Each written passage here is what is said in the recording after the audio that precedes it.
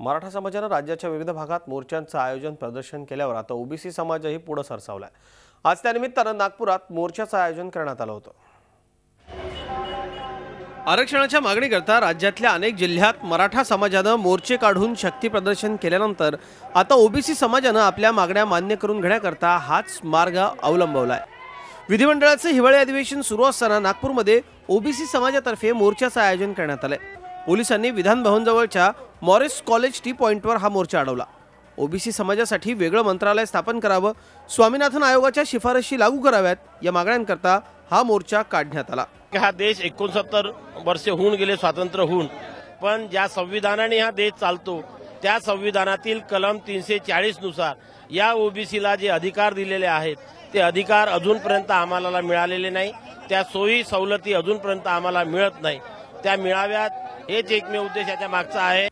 OBC समाजाच्या शेतकऱ्यांना 60 वर्षांनंतर पेन्शन मिळावं, क्रिमिलेअरची जाटचा कट रद्द करावी, लोकसभा आणि विधानसभेत ओबीसी समाजासाठी स्वतंत्र मतदारसंघ निर्माण करावा यासारख्या मागण्या देखील मोर्चात नेत्यांनी उपस्थित आंदोलकांपुढे मांडल्या।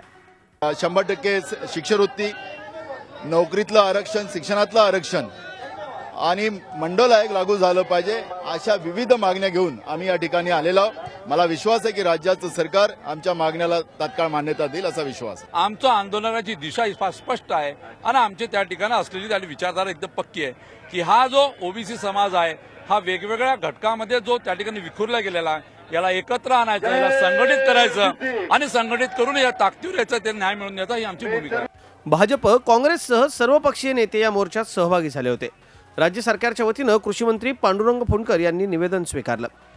आपल्या मागण्या मान्य करण्याकरता मराठा समाजानंतर आता ओबीसी समाज देखील रस्त्यावर उतरल्यानं येत्या काळात आरक्षणाचे मुद्दे पेटणार हे स्वाभाविकच आहे। Akhilesh Halwe, Zee Media, Nagpur. Zee 24 तास रहा एक पाऊल पुढे।